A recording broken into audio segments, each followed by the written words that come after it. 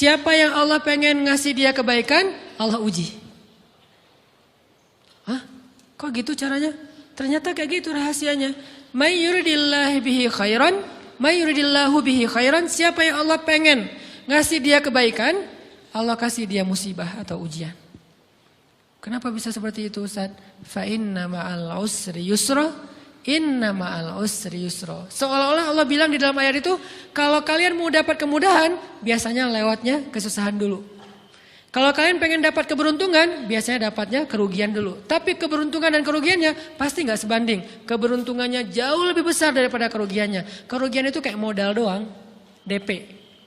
Jadi kalau kita mau dapat kejutan dari Allah, Allah kasih kita DP. DP-nya apa? Ujian. DP-nya musibah. DP-nya rasa nggak nyaman. Itu DP tuh. DP terhadap apa?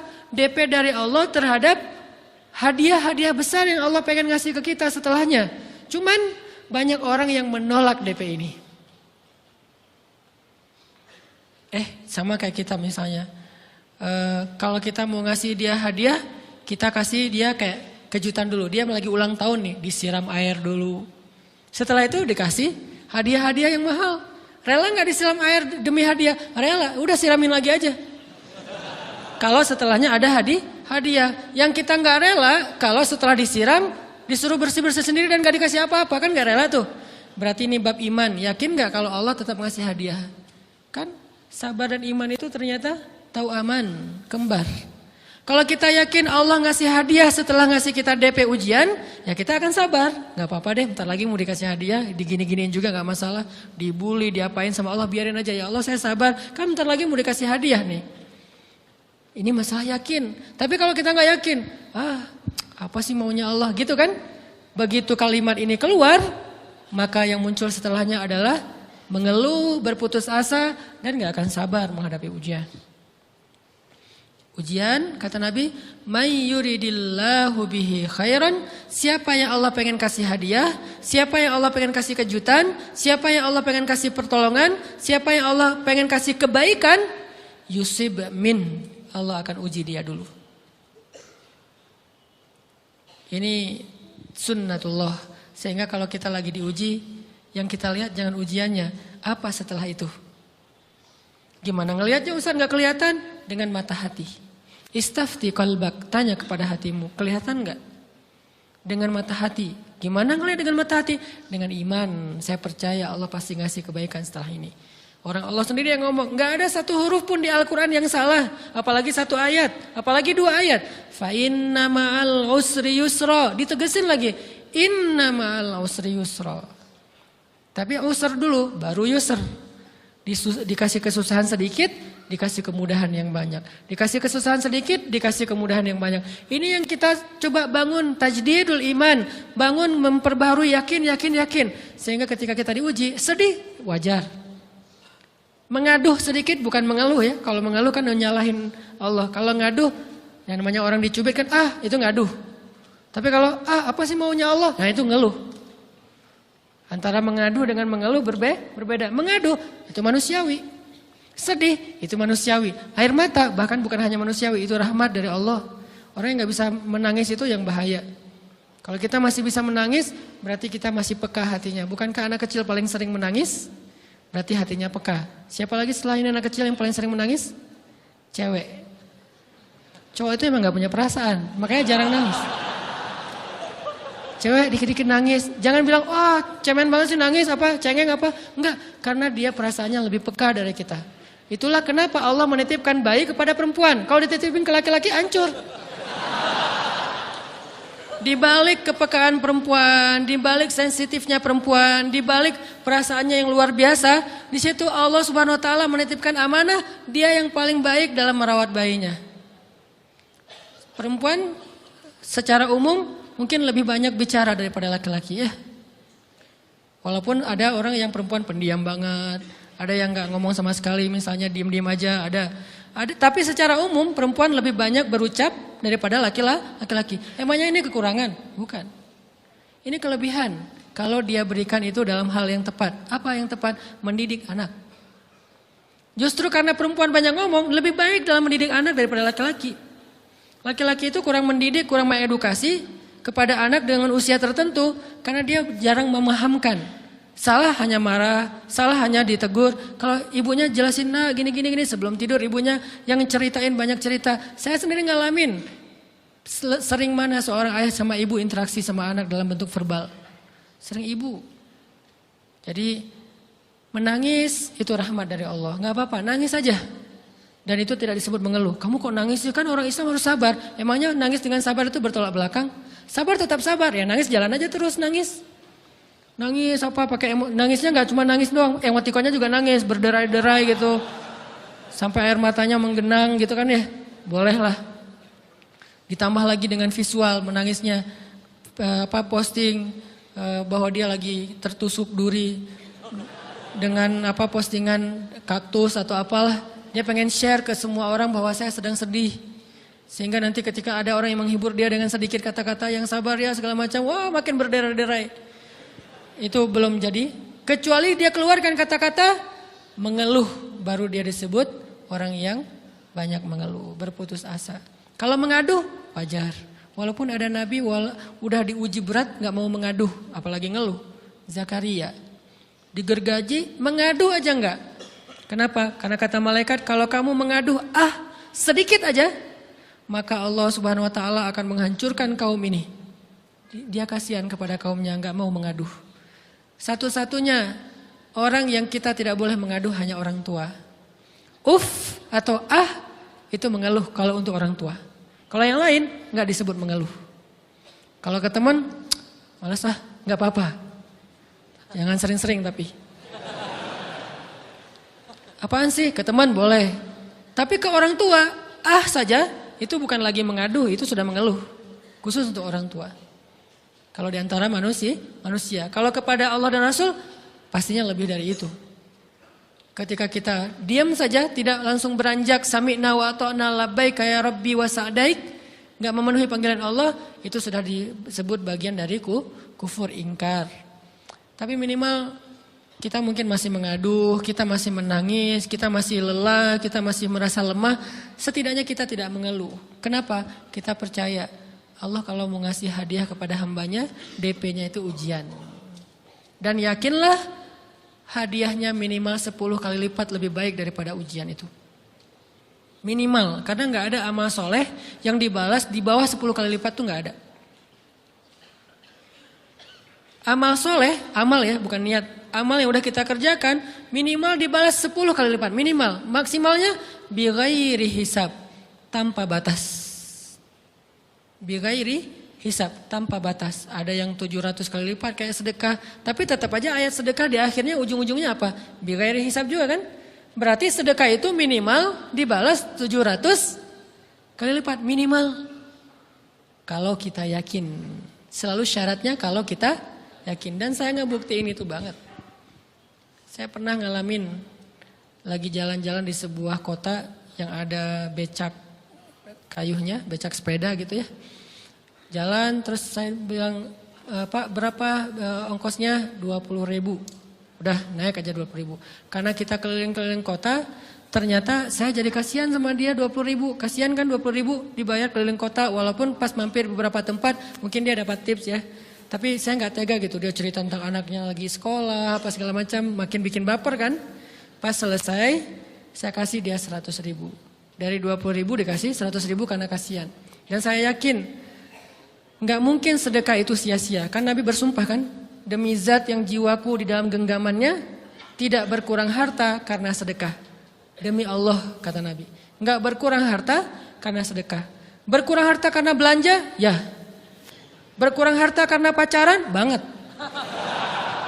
Modal banget kan? Apalagi buat cowok. Tapi berkurang harta karena sedekah? Gak mungkin kata Nabi. Demi Allah gak berkurang harta karena sedekah.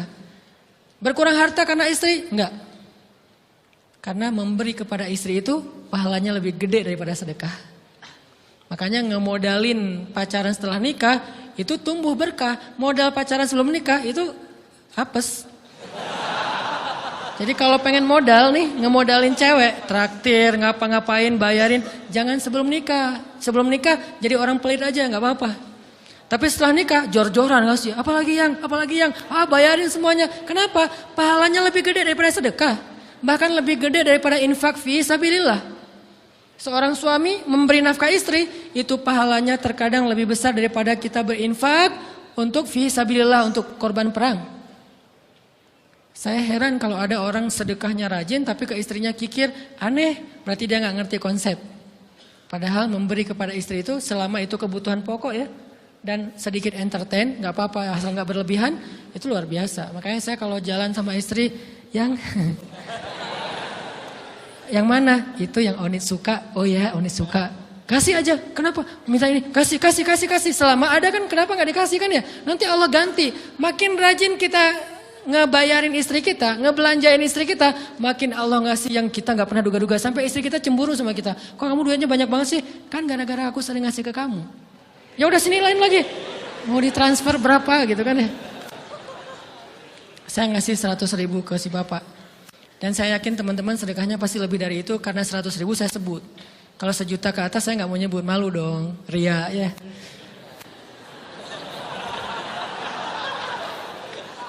Sebenarnya nggak pernah sih. 100.000 deh, karena kan kecil, saya kasih 100.000. Ternyata begitu saya kasih 100.000, dia doa. Nah ini nih pentingnya sedekah ke orang yang membutuhkan tapi nggak minta-minta, dia tulus. Dia langsung doa, ya Allah Pak mudah-mudahan rezekinya lancar, berkah, bertambah dan segala macam, bahagia keluarganya. Doa-doa ini semuanya dikabulkan dalam hitungan hari. Pertama bertambah bahagia rumah tangganya, dapat kecupan dari istri. Dia nganggap suami saya cowok banget sih. Mulai 1 nih. 2, demi Allah selang 15 jam kalau nggak salah, karena waktu itu malam, besok paginya ada orang yang ngejar-ngejar saya pengen ngasih hadiah. Ustadz saya pengen ketemu Ustadz. Maaf saya nggak bisa ketemu sekarang, lagi rush, lagi tight schedule gitu-gitulah, sok-sok gaya nggak jelas gitu ya. Terus Ustadz saya pengen banget ketemu, dia nggak ngomong pengen ketemu apa. Kalau dia bilang mau ngasih duit kan langsung saya prioritaskan kan ya. Berhubung dia nggak ngomong, ya udahlah, saya sosok jual mahal gitu. Tapi yang namanya rezeki kan gimana kita tolak, dia datang kan. Saya nolak. Pokoknya sebentar aja 5 menit nggak akan ganggu waktu Ustadz. Ya udah besok pagi ya pas breakfast gitu. Pakai gaya-gaya dikit breakfast. Pas breakfast, oh ya siap Ustadz. Jam berapa? Jam 8. Udah janjian jam 8. Mungkin orangnya nih dengar live streaming, Pak jazakumullah khair jaza. Makasih banyak, mudah-mudahan Allah tambahkan rezekinya. Terus beliau besok mau flight ke luar kota jam 8. Akhirnya ngubungin lagi malamnya, Pak Ustadz maaf gak bisa ketemu besok. Karena saya jam 8 itu jadwal terbang. Oh ya udah gak apa-apa, senang dong saya gak jadi ketemu kan. Tahu gitu kan nyesel saya tuh, senang.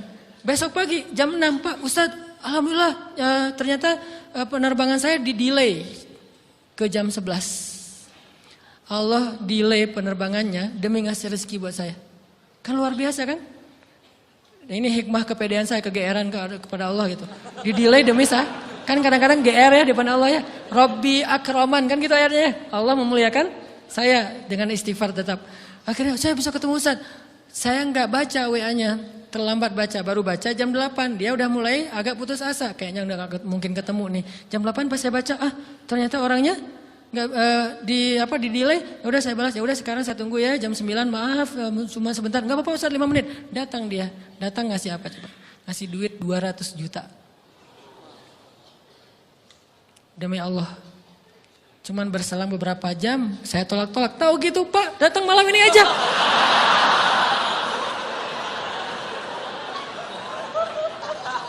Harusnya malam itu juga saya cari orangnya. Kalau perlu saya yang nyamperin Bapak. Sherlock, saya kejar.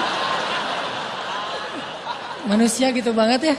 Tapi Masya Allah di situ saya jadi tahu, oh doa orang itu lebih akurat, lebih mantap, lebih diijabah daripada doa saya. Mungkin bukan karena sedekah, tapi karena doa setelah sedekah. Ya Allah dan segala macam dimudahkan sama Allah. Itu luar biasa loh. Saya nggak percaya. Saya pikir main-main. Orang ini iseng kayaknya pengen ketemu doang, pengen selfie. Ternyata pas saya cek, ditransfer, di capture, Ustadz udah ditransfer. Saya, jangan-jangan ini jebakan Batman gitu ya. Nyari-nyari sana segala macam. Alhamdulillah ternyata emang niat baiknya pengen, alhamdulillah saya terkesan, saya dapat hidayah lewat Ustadz segala macam. Sekarang saya pengen membalas jasa Ustadz walaupun kecil 200 juta. Untung saya nggak kaget dan kemudian pingsan. Pak 200 juta stroke kan ya bahaya, lebih mahal dari 200 juta. Ini keajaiban ya teman-teman. Jadi kita tuh, saya kan sering bilang keajaiban itu terjadi tergantung tingkat iman. Bukan saya udah soleh banget, enggak. Saya belajar terus untuk yakin deh sama Allah. Modal kita tuh kan gini sebetulnya kan. Duit kita tuh banyak loh teman-teman, cuman gak disimpan di bank, gak disimpan di saku, disimpannya di sisi Allah. Bedanya apa sih? Kenapa kita kalau disimpan di bank tenang? Saya lagi punya duit banyak dari 100 juta, di mana? Di bank, aman. Kenapa kalau disimpan di saku aman, tenang? Kenapa kalau disimpan di Allah gak tenang? Kenapa kalau disimpan di Allah kita bilang gak punya duit? Ini kan gak fair sama Allah. Gak punya duit nih. Siapa bilang gak punya duit? Kan ada Allah. Tinggal minta sama Allah. Tapi gak ada wujudnya. Tapi kan ada janjinya. Bukankah janji Allah lebih kuat daripada wujud? Bukankah iman harusnya lebih mantap daripada sesuatu yang konkret yang kita lihat? Ada duitnya di sisi Allah. Kenapa gak dikasih? Karena kita belum butuh. Kalau kita yakin duit kita itu ada di Allah, tapi dikasihnya pas kita butuh. Begitu butuh ya Allah, langsung dikasih sama Allah. Itu banget benar-benar terjadi dalam kehidupan kita. Pasti kayak gitu. Tingkat tergantung kita yakin apa enggak. Nih, kalau Allah bilang, "May yuridillahu bihi khairan", Allah kalau pengen ngasih hadiah kepada seorang hamba, Allah kalau pengen ngasih kejutan kepada seorang hamba, yusib. Allah kasih dia ujian sedikit aja. وَلَنَبْلُوَنَّكُمْ بِشَيْءٍ sedikit, bisyai'im من الخوف والجوع ونقص من الأموال والأنفس والثمرات وبشر الصابرين. Kami uji sedikit aja dengan rasa lapar, dengan rasa takut, dengan sedikit kekurangan ini dan itu, sedikit. Tapi wabasyiris sabirin, sampaikan kejutan kepada orang yang bersabar. Sampaikan kejutan kepada orang bersabar. Jadi bisa dibilang kejutan-kejutan hidup kita itu munculnya dengan iman dan sabar. Dengan iman dan sabar. Iman artinya yakin, husnuzon sama Allah. Ana inda dhanni abdi bi. Aku tergantung prasangka hambaku kepadaku. Sabar. Wasta'inu bis sabri was shalah. Minta pertolongan Allah, caranya dengan sabar, kemudian dengan sholat. Pasti Allah tolong. Ustaz, saya udah sabar. Sabar lagi. Isbiru wasabiru. Kalau udah sabar, bersabar lagi. Sampai kapan Ustaz? Sampai Allah Subhanahu wa taala benar-benar mengakui kesabaran kita. Setelah itu Allah pasti kasih. Terus apa yang harus saya lakukan Ustaz? Buktikan di hadapan Allah kita itu hamba yang penyabar. Jangan bilang ya Allah, saya kan sabar. Jangan, tunjukin aja. Ya Allah, kurang apa lagi dari saya? Tunjukin aja. Nanti Allah sendiri yang akan memberi kita gelar sabirin. Sehingga Allah bilang, wabasyiris sabirin. Sampaikan berita gembira kepada hambaku yang sabar. Dan kalau Allah udah ngasih berita gembira, itu beruntun loh. Kita sabar kayak Allah tahan dulu nih ya. Kejutan, Allah tahan dulu hadiahnya buat kita tuh. Ditahan, tahan. Makin lama makin sulit pastinya. Makin lama makin berat, makin lama makin berat, makin berat. Begitu dibuka kerannya, itu gak ada selesai-selesainya. Sampai kita kebingungan, loh, kok datang terus-terusan. Kayak gitu cara Allah memperlakukan hambanya. Nabi Ayub, sakit pertama, sakit fisik. Sakit kedua, sakit hati. 2 penyakit Nabi Ayub. Fisik pertama, beliau lumpuh, beliau sakit. Sakit hatinya apa? Ditinggalkan oleh orang-orang terdekatnya. Anaknya meninggal. Sedih kan? Kemudian pembantu-pembantunya pada resign. Makin kecewa. Dasar kalian. Kemudian teman-temannya pada menjauh. Grupnya nge-live dia. Bukan dia live grup. Grupnya yang nge-live dia.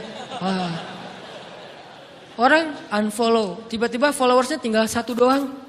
Yang tadi ada ribuan, sekarang tinggal 1. Istri satu-satunya yang masih setia mendampingi beliau. Tinggal 1 followersnya. Kebayang gak tuh? Yang posting udah sepi, udah gak ada yang nge-like. Istri aja nge-like. Ini nih Nabi Ayub. Ditambah lagi datang keluarganya ke rumah Nabi Ayub. Gak mau ketemu dalam jarak dekat. Dari luar ngomongnya, Ayub, kami gini. Kemarin kamu harta kamu tuh kan kamu ada masalah minjam duit karena istri kamu ini gimana nih bayarnya? Terus mereka tutup muka, nggak mau tertular. Mereka bilang jangan dekat-dekat dengan Ayub. Yang lebih parah lagi ada yang sampai nuduh gini. Ternyata ya kamu itu selama ini bukan orang soleh. Selama ini kamu tuh pura-pura pencitraan ordai. Ini buktinya nih.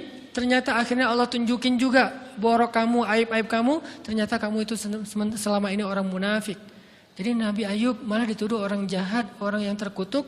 Yang selama ini mencitrakan diri sebagai orang baik. Gara-gara sakit itu dituduh demikian. Sedih luar biasa. Bertahun-tahun. Ada riwayat mengatakan 17 tahun. Ada yang mengatakan lebih atau kurang. 17 tahun. Ditahan semua kebaikan oleh Allah. Kecuali satu. Iman. Sehingga Nabi Ayub tetap yakin Allah maha baik. Pokoknya yakin Allah maha baik. Allah, gimana pun diuji Allah maha baik.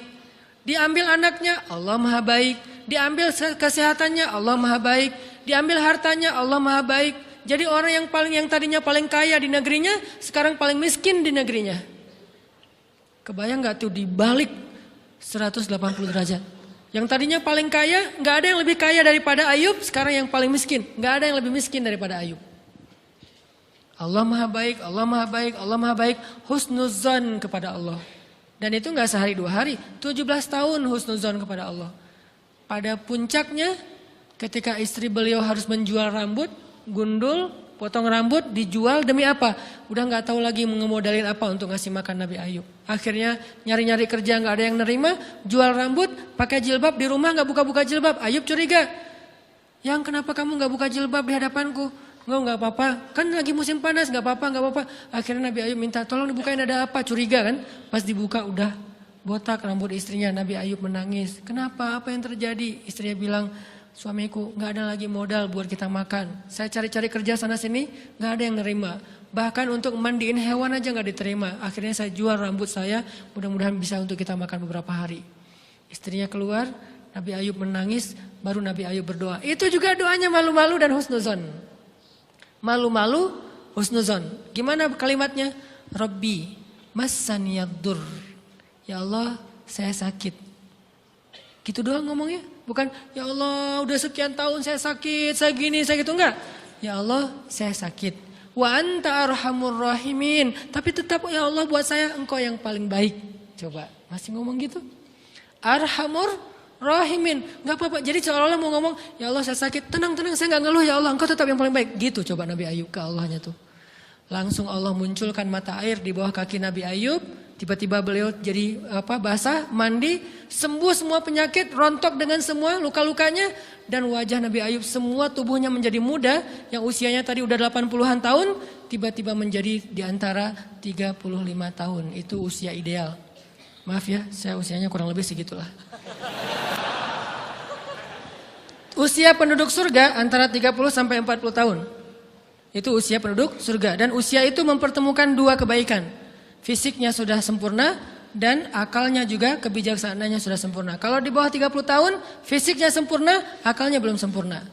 Kalau di atas 40 tahun, akalnya sempurna, fisiknya sudah berkurang. Antara 30, 40, 45 ya kurang lebih segitulah. Nabi Ayub menjadi muda lagi. Jadi keren. Persis kayak masa mudanya. Jadi kalau ngelihat foto yang postingan pertama di Instagramnya tuh mirip nih. Kan udah postingan yang ke 1000 ya. Udah berapa tahun dia pakai akun yang sama. Wah, mirip dengan yang dulu. Istrinya datang. Begitu datang, astagfirullahaladzim, ada cowok keren di rumahnya. Tapi mirip Ayub. Cuman gak mungkin ini Ayub. Langsung nyari Ayub, di mana Ayub? Kata Ayub, saya Ayub, suami kamu. Enggak, kamu bukan Ayub. Suami saya itu udah tua, suami saya sakit-sakitan, kamu bukan Ayub. Mirip sih. Akhirnya, saya Ayub, apa buktinya kamu Ayub? Ditunjukkan buktinya oleh Nabi Ayub. Apa buktinya? Nabi Ayub menyampaikan beberapa kenangan mereka berdua di masa lalu yang gak ada yang tahu kecuali mereka berdua. Itulah pentingnya kita menyimpan kenangan.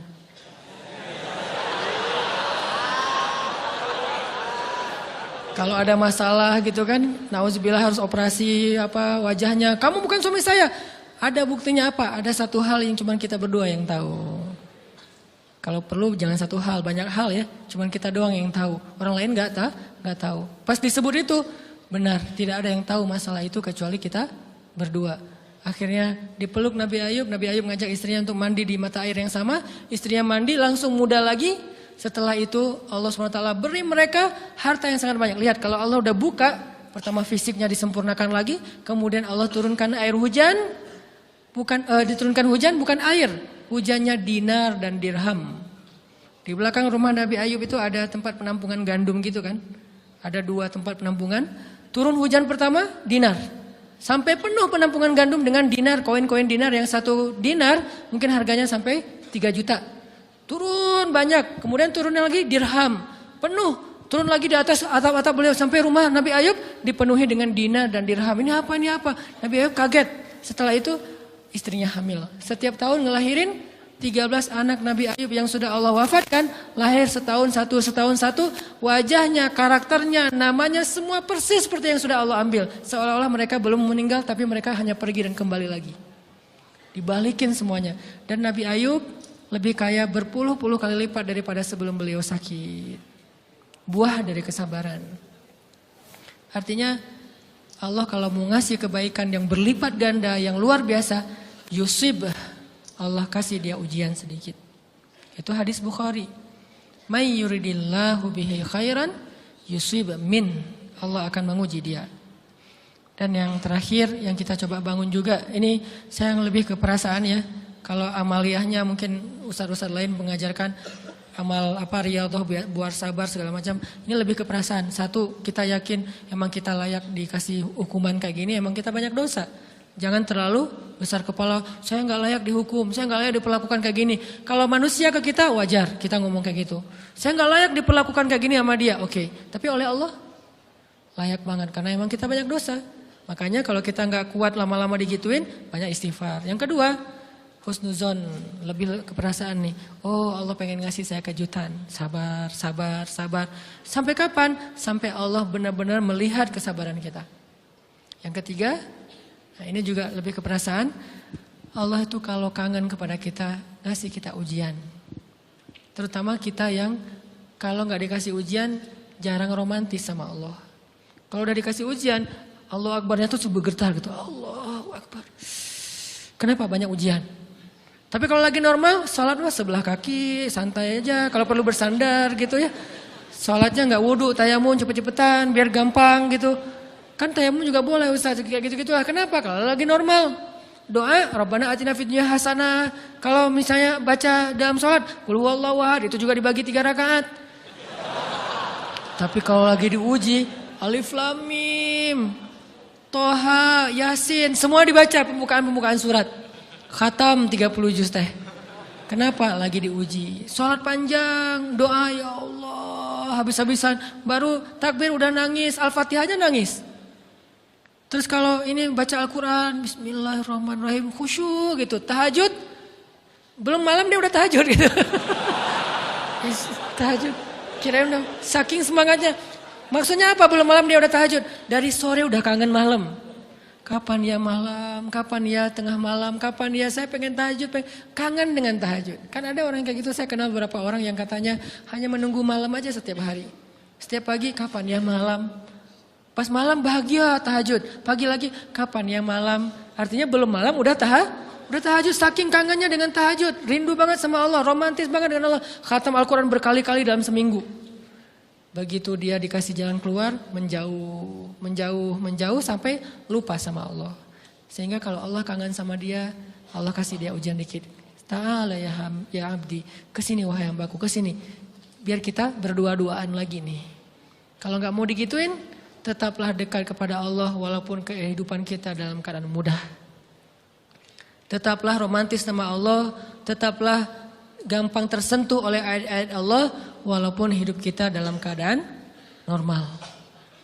Mudah-mudahan 3 rahasia ini bisa menjadikan kita berhusnuzon dan terbangun awareness kita ketika kita lagi diuji. Terutama ujian-ujian yang spontan muncul dari kata-kata teman kita, dari sikap orang lain. Langsung ingat, oh saya emang ada dosa yang mau Allah hapus. Oh habis ini mau dikasih kejutan. Oh Allah lagi pengen dekat sama saya. 3 hal ini mudah-mudahan terus kita latih. Awarenessnya yang dilatih bukan hadis-hadisnya yang dihafal. Mudah-mudahan ketika diuji spontan kita langsung sadar. Langsung balik on the track. InsyaAllah Allah subhanahu wa ta'ala istiqomahkan kita. Fis sarra wa fit dharra. Dalam keadaan suka maupun dalam keadaan duka.